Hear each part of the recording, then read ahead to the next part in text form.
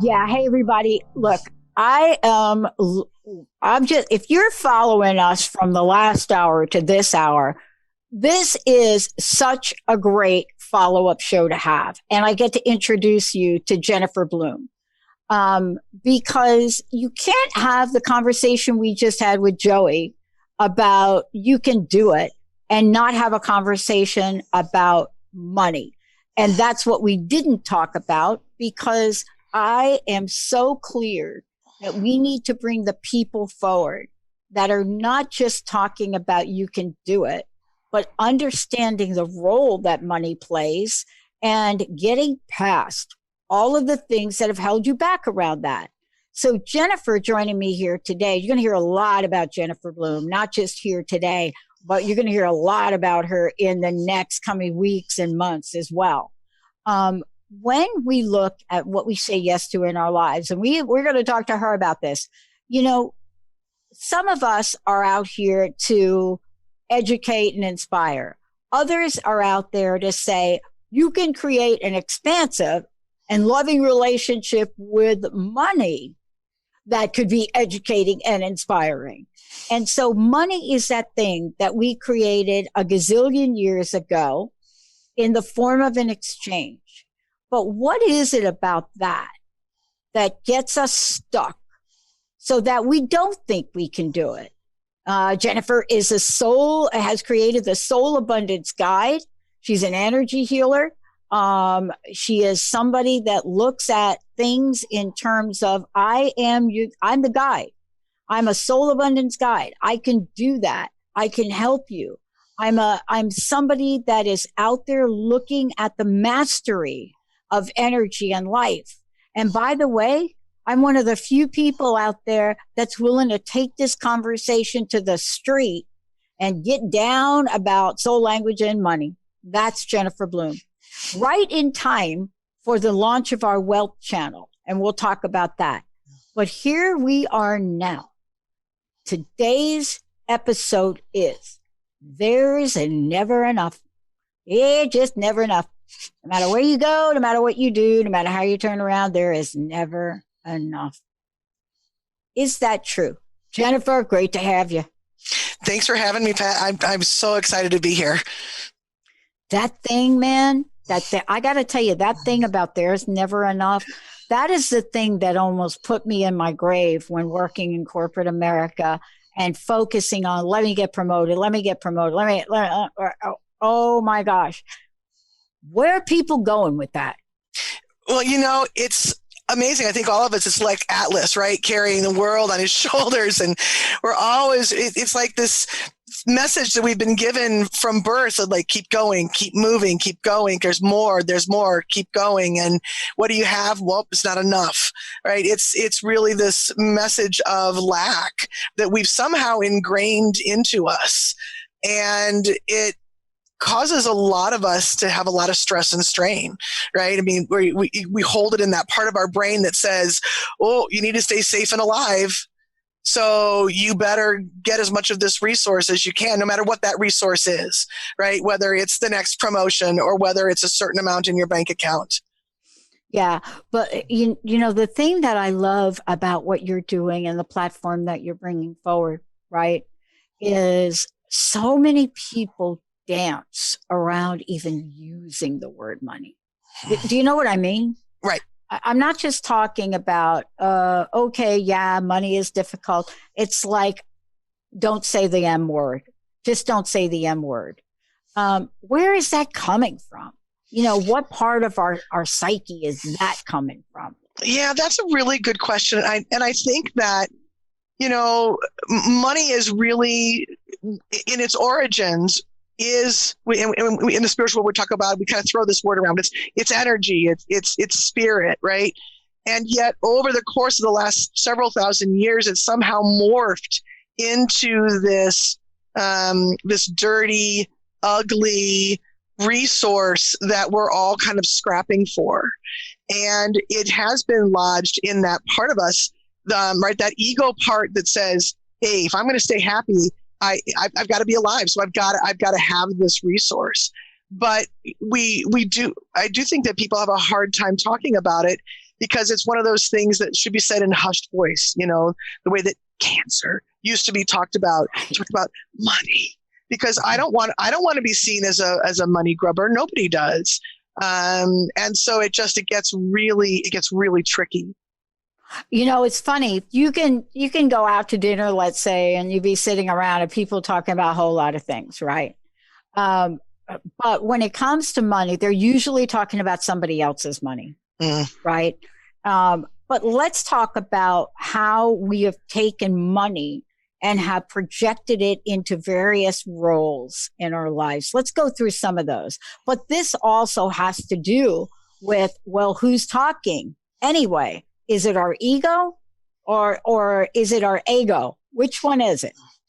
Right. Well, ego is that part, right, that again wants us to make it from day to day. And so it's looking at this resource, but it's been really like woven into that lizard brain, right? And so it's not something, it's something that really splits us. We say, I want it, but I don't. I want it, but I don't want people to think that I want it, right? I don't want to, I would never dream of going to my neighbor and saying, hey, I just had this really amazing bonus that just fell into my lap, right? I don't want to, right? That's that boasting piece. And yet, when we are in the throes of never enough, there are also a set of people who end up saying, well, if there's never enough, I better keep moving. I better keep gaining. I better keep grabbing.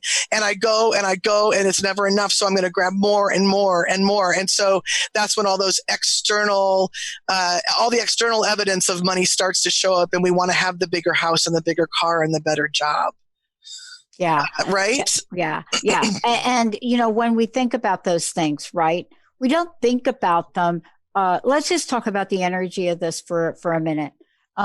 When we're talking about these things with the energy is there's never enough, there is a certain emotional reaction that's happening here that if we're not talking about money, we're not talking about the emotional reaction to it, right? Right. But on the journey of this and having there never be enough, what is that doing to our emotional state? You know what? It's keeping us in lack, right? It's keeping us in a very fear-based place. The focus is always on the empty part of the pie dish, so to speak, right? So instead of being able to be in a state of appreciation for what's here and enjoying what's here, our eyes are always on that small wedge that hasn't been filled in yet. But the problem is that the more we look at it and the more we stay in fear and in lack, instead of that pie part getting smaller, it's going to expand, right? Just from the very energetics of it. And the more we fear it, the more power we give it, the more we end up pushing it away. And it's a dance that, you're going to end up devastated and burnt out before you can really enjoy all the things that you've been working for. Yeah. And, when we're talking about money, there are different roles in life that we have, right? So let's just chat about this for a minute. There's the role we have where you have this job and you go to work, right? And they give you a paycheck. So money. There's this other role we play where maybe you don't work. Maybe somebody else's money is what you rely on. There's that. Then there's the role where you say, I am an entrepreneur. I'm a business person, right?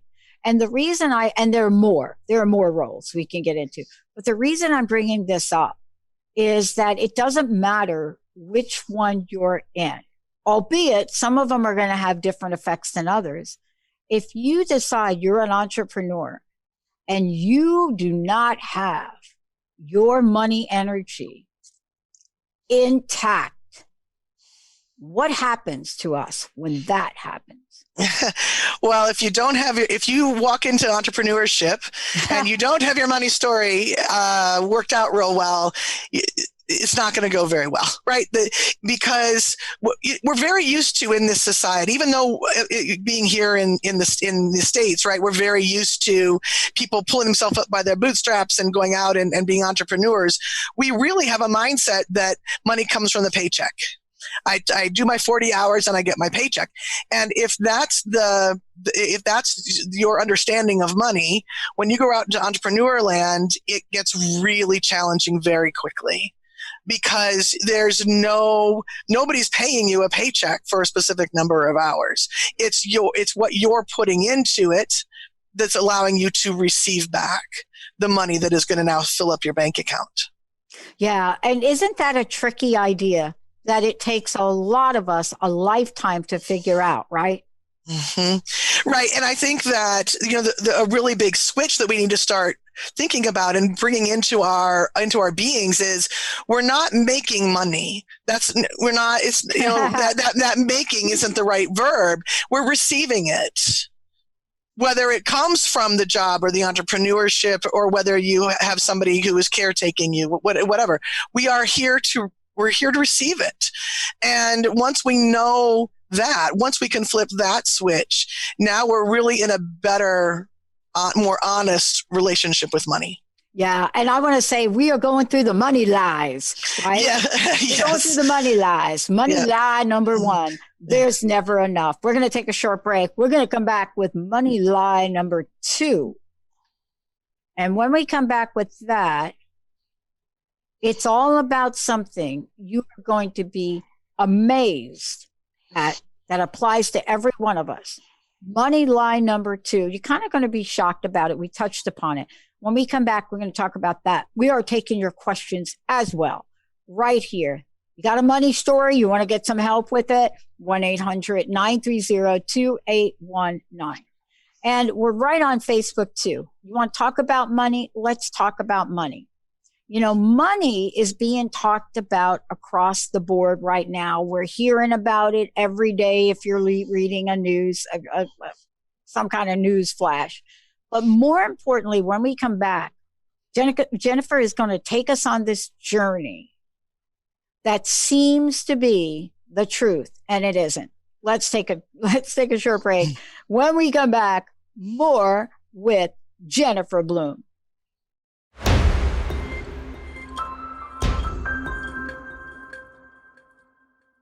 Oh my gosh. Give me my Pink Floyd. Come on, Benny. Bring that on. Oh my gosh. There it is. Hey folks, sometime if you have nothing better to do, read the lyrics of that song. Yeah, that'll fascinate you. Jennifer Bloome is in it. Jennifer, before we look, I'm talking about the lies. I can't wait till we get to lie number two. But during the break, you and I, they're going to have to pull that segment during the break. We're going to have to put that break segment out. But here's the thing. We're talking about the lies. We only have enough time to talk about a couple of them.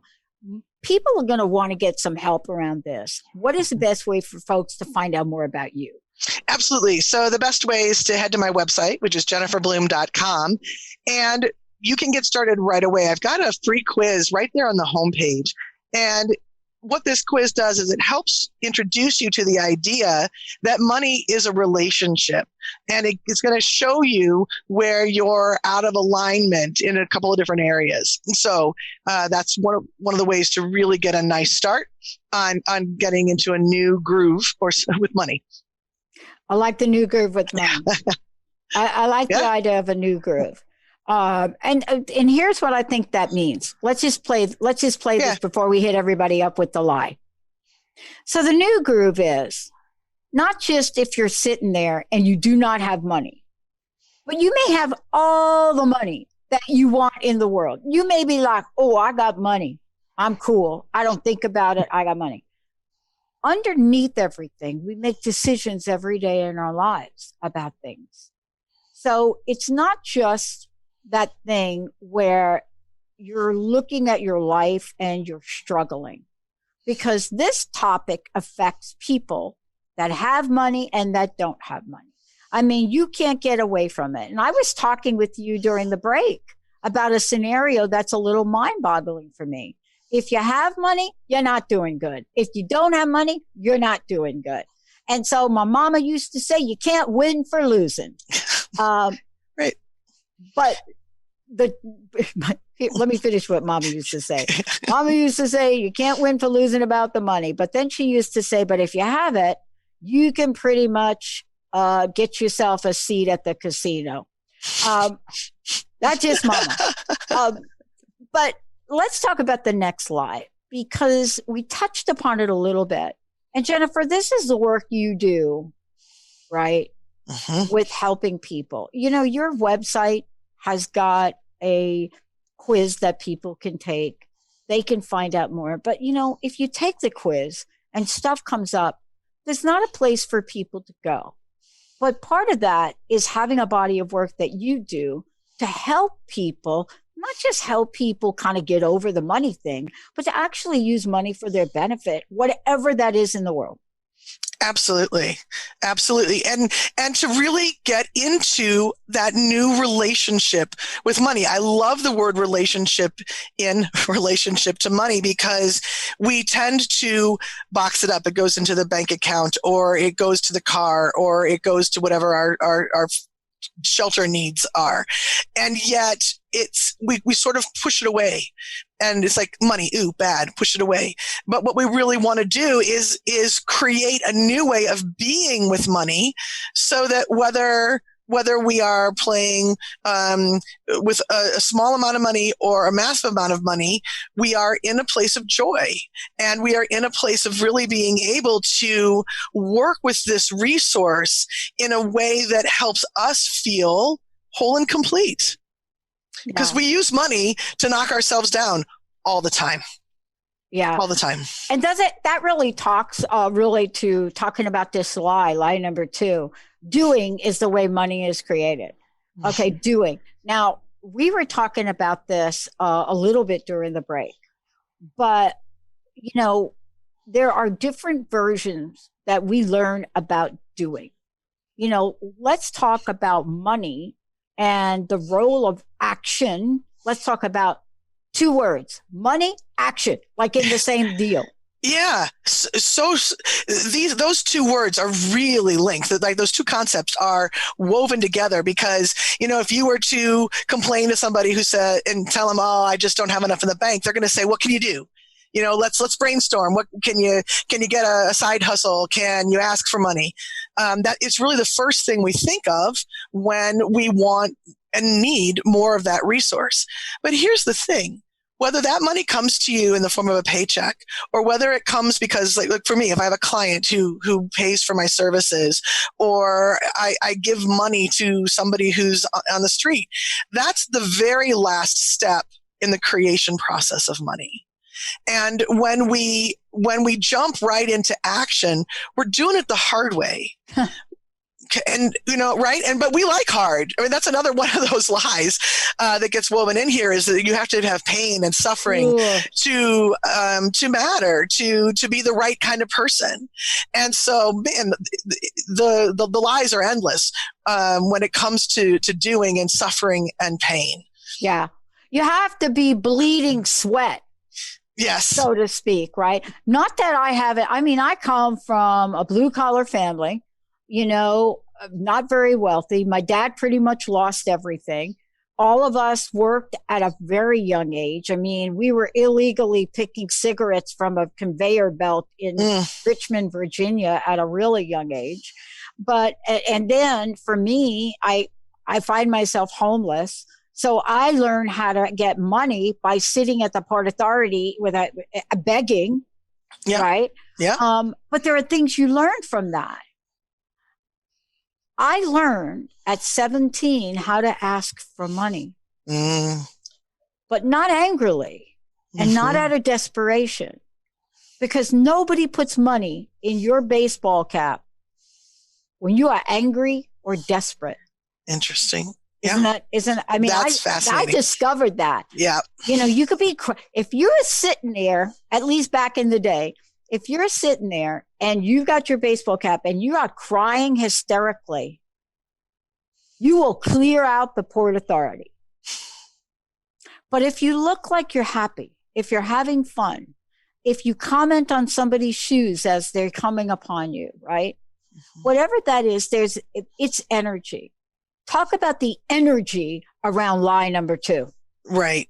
So we have to go back to the idea of what money actually is, right? So money is energy, but not only is money energy, money is divine energy. And I think it's so important. It's another one of those taboo words, money, divine. We're just going to throw them all in one sentence here, right? But it's divine energy. And the reason why it's so important to remember about the divine aspect of it is to say, okay, so then what is divine energy?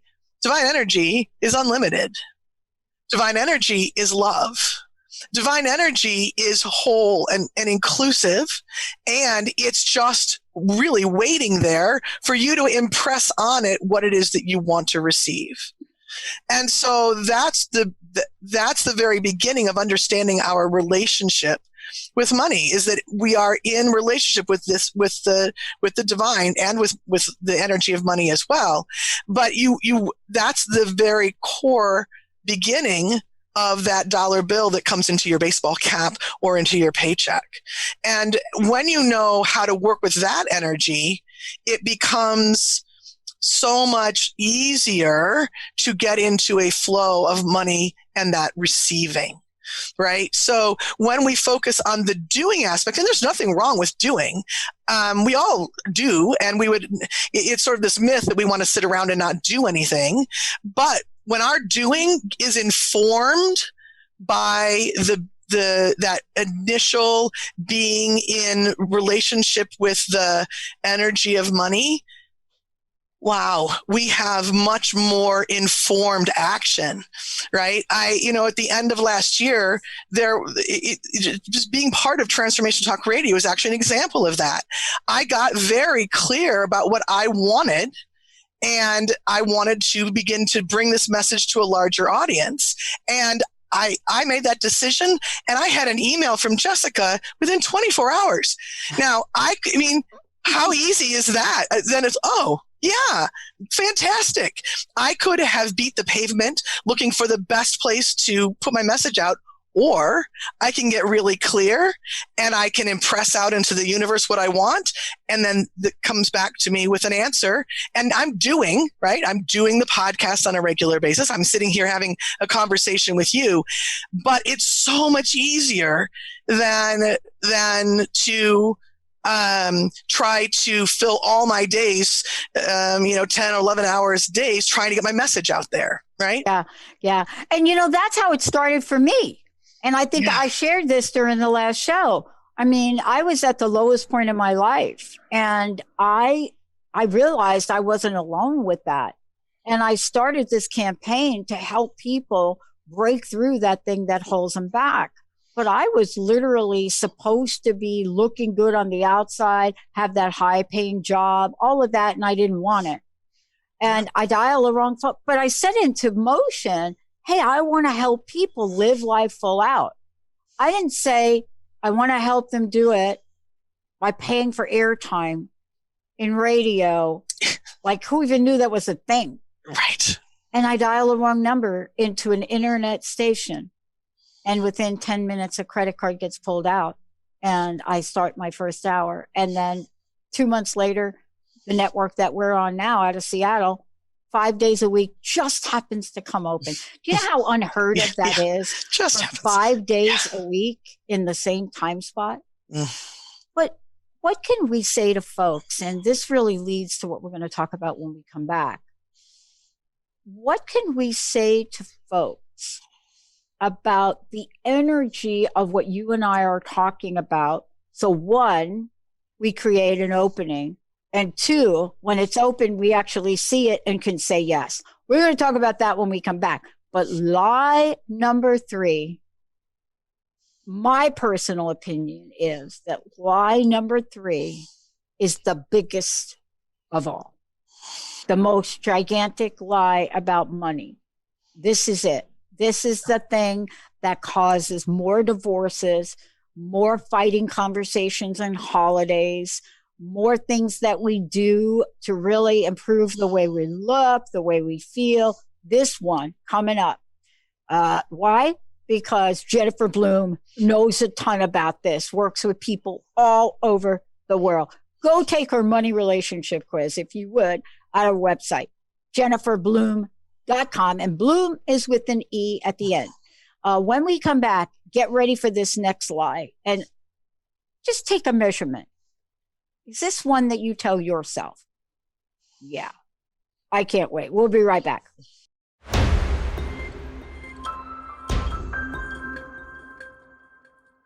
Yeah, I tried caviar. Hey, I'm just saying, I tried caviar.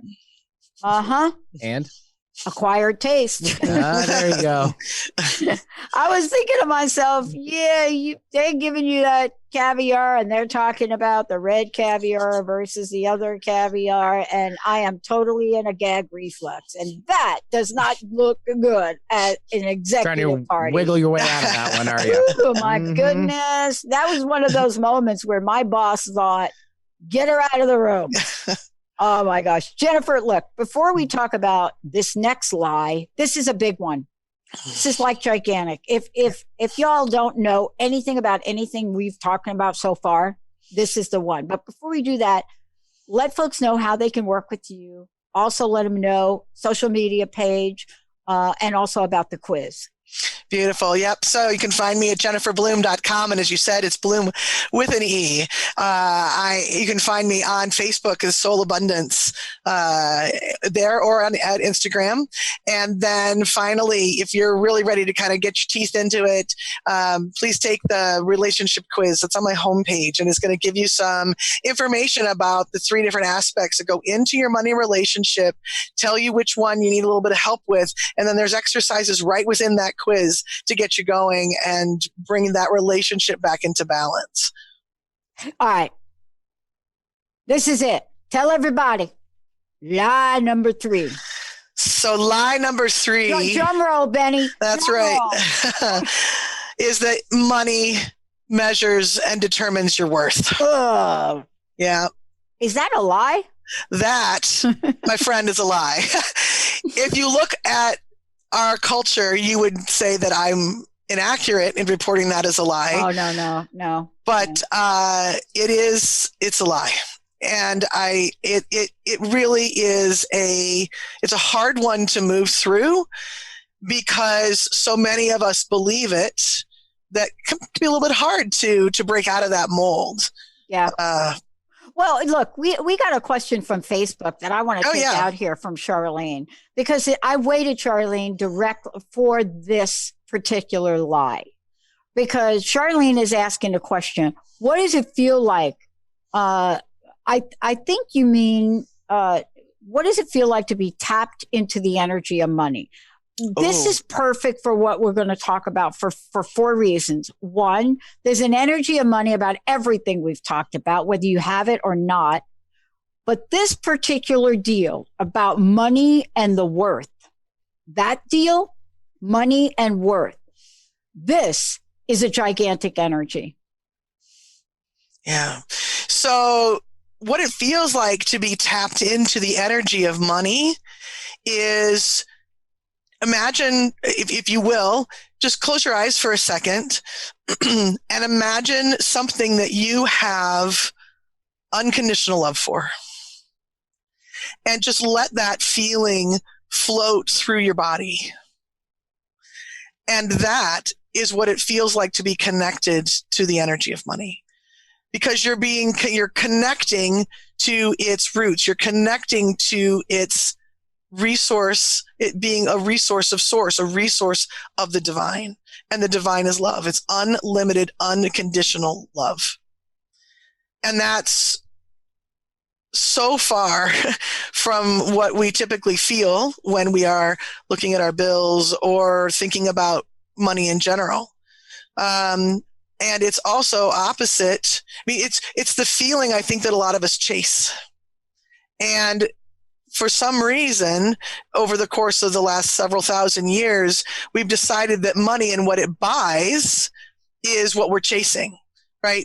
Because we think that that's going to fill us up inside. And it can't. It can't, because we're chasing the wrong well, it's fun to have all of this stuff. I like stuff. I like what money can buy me, but it is never going to fill me up on the inside. Yeah. Yeah. Yeah. So here's the thing. We try to explain our way out of this. And let me give you an opposite example thingy here. And here's one. Benny knows this, Harley Davidson. I'm a Harley Davidson girl. Just saying, a Harley girl. And so along the way, and I've had one Harley I had was chopped out, crazy, right? And so what I recall about this part of my life or stage of my life is that I would always get tapped about, did you really have to get the most expensive motorcycle on the planet? And I never thought about the money. What they didn't know was I never bought a new Harley. I would buy a junker, but my dad was a mechanic. He used to build motorcycles in our living room. So what they never knew about this was, but I felt so ashamed of this. And we have to talk about this part because this is sort of the opposite of trying to establish ourselves through money. It's related, Jennifer, but it's when people look at somebody else and say, dude, you've got all this money and you are a bad person because of it, without explaining or talking about how you got that person is bad, we're just creating another stereotype as if anybody that has money is bad and doesn't do anything. But even if you show up with something that looks like you have money, we end up defending ourselves around it. And boy, shame around it. Wow. Let's talk about shame and this lie. Yeah. I think this is one of those places where religion hasn't really done us any favors because there are so many rules about the right way to be. It's better to serve than to receive. It's better to take your money and spend it on, and give it away than it is to receive. Or if you have to have all these right actions in order to be the right kind of person, the good person. And it gets really confusing when we're looking at this resource. You have somebody saying, hey, you can have whatever you want. And yet we carry this almost inbred, ingrained feeling that money is bad and money is shameful. It's a very confusing two sides of the coin here. Yeah. Right? Yeah. But neither side is the way to go, because whether you're over here, we're still talking about the same lie. It's exactly the same lie. Yeah. That's exactly right. And we're still using money, right? We're still using money, whether we're saying you're bad or you're good, or you're bad, I'm good. We're still using it as a way to measure somebody's worth, which is, it's ridiculous. But it's so true. But it's prevalent everywhere. Yeah. Everywhere. I mean, this is you and I were talking about this during the break, and I think we get really confused sometimes, right? Here we live in a country. This is our country, right? United States of America. But we're not the only country where what we say is live the American dream. Go out there. Your money-making ability is unlimited. Of course, we know that's not true for everybody, but this is what we say. And then when you get money and you become a billionaire, now all of a sudden, there's something wrong with you. And even if your money is used for good things, and I think we're confusing the issues of money. And part of this is, are we confusing the issues around money because of, we think that you're trying to buy your self-worth? And I think this is the key to some of the issues we have on a conversational level, right? Because if you're somebody that has money, you're probably equally unlikely to get asked to the party that somebody that doesn't have money. That's right. Clarify the confusion on this, because we're creating these baseline markers for this. Right. Well, and I think what it comes down to is that we've been taught that money is this limited resource. And you got to get yours, or I got to get mine before you get yours, or I'm not going to have any left over. Right. So we tell people, build yourself up, work really hard, get the money. But then we say, oh, wait a minute, you have too much, right? You've taken too much of the pie. You've taken too much of this resource. You're being greedy.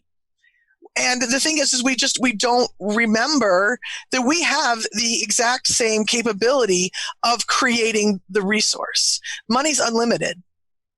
It's an unlimited resource. It is of the divine. It is source energy. It creates and creates and creates and creates. And so the way to get ourselves out of that two-sided coin is to come back to ourselves, come back to our understanding of who we really are at a soul level, and reclaim our connection to divine resources. Yeah, I'm going to go ahead and skip the break, Benny and Zach, because I want to roll right into what you're saying. For those of you just tuning in, Jennifer Bloome is in the house. This is what she does. She helps us all understand the multidimensional ways that not only do we talk to ourselves about money, but we lie to ourselves about money. And how do we get clear on this? How do we maybe clear out the energy of our past or past lives even, right, and create exactly what we want? But this is what we're talking about next. How do you switch off the ego? How do you turn these lies off? Because let's get to that soul truth, because there is a soul truth. And it's fascinating to me, from a spiritual perspective, right? Why would we be given if it wasn't meant for our use? You understand where I'm going? Yeah, of course. And money truly was meant to be this resource that allowed us to play together as souls. And I use the word play very specifically. The energy of money is actually very light. And it's, if I'm if I'm the local village hat maker and I need a new roof, but the roofer has as many hats as he needs, how am I going to get my roof? Money, right? It's just meant to exchange so that we can play together. And boy, have we forgotten that. And so the way to shift out of the ego view, which is get more, stay safe, stay alive, is to remember who you really are, to remember that you are a soul on the planet and that you have this ability to connect into your own divinity, your own unique strand of the divinity. And the more you can know about yourself at a soul level, the easier it is to come into this relationship with money, where and now you're in a new way of creating the resource that you need in your day-to-day life.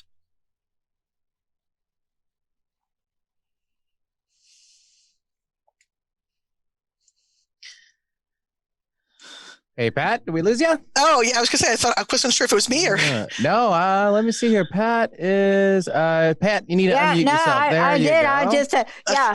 I mean, that I was talking so much that I just didn't... I was thinking to myself, I've got to figure this out for our folks listening. There's a switch. There's a switch. And the switch is, how do we go from 24/7? I mean, we're being bombarded with this. How do we switch it off and turn on the truth? Such a big question. And the way that I like to start, and I start working with my clients around, is to begin to get comfortable in the being state rather than the doing state. And what I mean by that is by being able to start to get comfortable doing something really simple that's going to connect you with divine energy. It can be as simple as standing at your window and watching the birds and the trees or the grains of sand, whatever it is you've got outside of your window. and noticing how you feel as you're standing there, noticing that connection that you have, right? So that's something that was bigger than all of us that created what's around us. And it's a switch, and it also takes some practice. Yeah. Right? Yeah. Because we've been bombarded with this message over and over and over again. But it's really once you start stepping into that being position a little bit more on a little bit more regular basis, you're going to start to see different things happening in your day-to-day experience. Yeah, let's talk about it a little bit, what we mean by different things happening. I think you gave an example before with Jessica, right?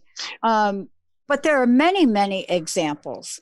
And they range from even the most, what you might think is the most insignificant of a thing, right?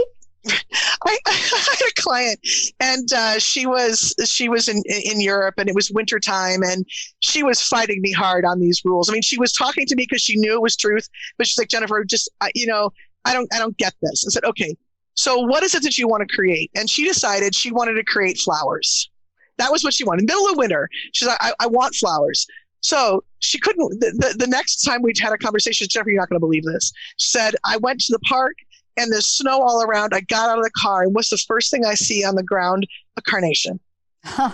Somebody had been out there for a photo shoot and had dropped a flower. She said, then I went to work the next day, and on my desk was a vase full of flowers. My secretary told me, I just thought you needed some brightening up.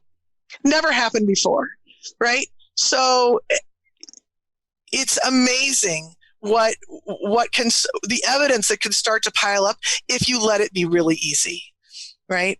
I had a client who lived in Connecticut and had to get into New York City all the time. Oh. And she's like, I want a parking place wherever I go. That doesn't happen, but it did to her. Right. So we can sort of start to play some of these little games with the universe. And as long as you go into it without an attachment, meaning like, this isn't ever going to happen, or I don't need, right? As long as you go into it sort of open and curious, the universe can show you some pretty amazing things very quickly, right? And I think that this is really something that I love what you said. This is something to practice and play with, because whether we realize it or not, we're already doing it. Mm-hmm. We're just not doing it to our advantage, or we're not doing it to direct the energy where we want it to go. That's right. We're using these concepts all the time. It's not just something that you can pull in when you want it. We're always doing it. Even as, for some reason, I was sick last week, so I got pretty grumpy, and I ended up getting something spilled on me. I'm like, nope. That's the way it goes, right? This is how I've been. Of course, I'm sitting next to the place where you're going to get water dumped on you, right? It happens. It's no big deal. But we're using it, and all it is that we need to know how to direct it. And I think that the more so as we can get more comfortable playing with the universe a little bit, that's going to help.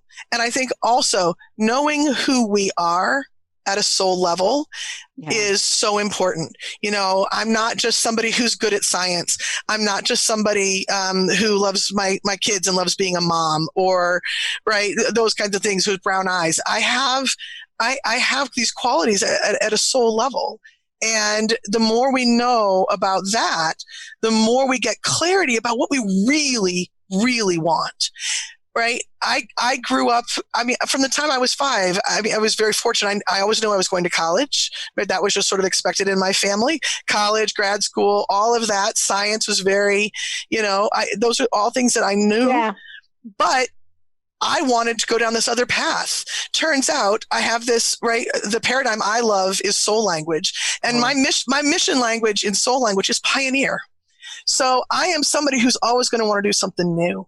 I'm always going to be looking for that new pathway. And once I gave myself permission to do that, it really opened my life in a brand new way. There was nothing wrong with going to college and doing that whole thing, but starting my own business is where my heart was. And so that was a very important aspect to allow myself to create money that way. Right. Well, we had a conversation yesterday. Jessica and I had a conversation yesterday.